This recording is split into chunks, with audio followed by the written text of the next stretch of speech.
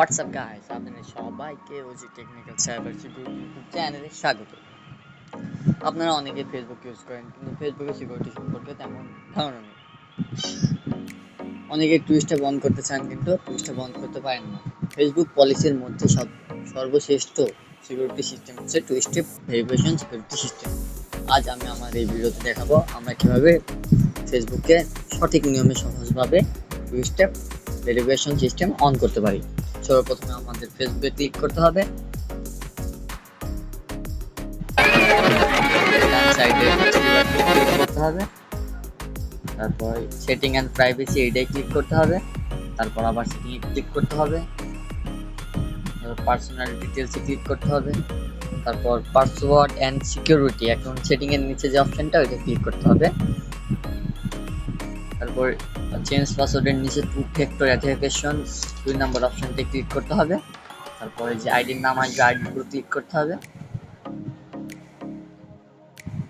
এখানে আমাদের সিকিউরিটির জন্য হোয়াটসঅ্যাপ কোড চাইবে, এখানে আমরা কোডটা কপি করে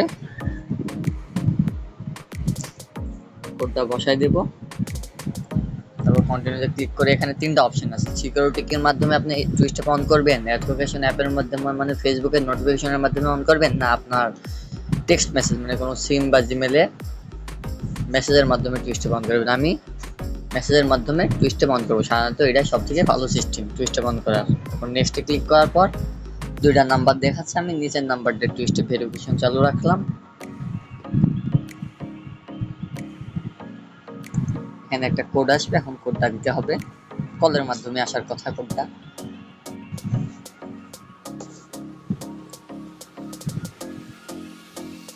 থ্রি 11744।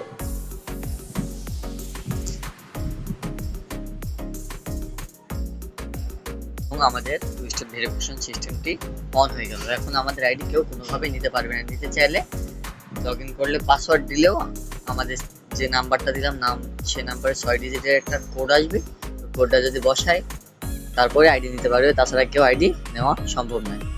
এটা ছিল সবথেকে সঠিক ও সহজ নিয়ম টু স্টেপ ভেরিফিকেশন অন করার। আমার ভিডিও আপনাদের ভালো লাগলে লাইক, কমেন্ট, শেয়ার, সাবস্ক্রাইব করেন। ইনশাআল্লাহ আরো ভালো ভালো ভিডিও আনবো। আল্লাহ হাফিজ।